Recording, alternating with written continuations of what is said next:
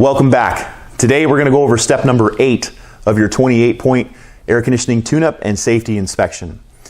This is going to be a simple safety inspection of your heat exchanger. What happens is you ran your heater all winter long.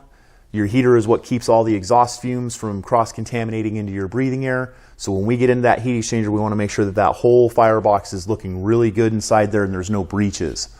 I know we're not using your heater, but it's a safety verification for us and it's a safety verification for you. We want to make sure you're safe and healthy in your own home.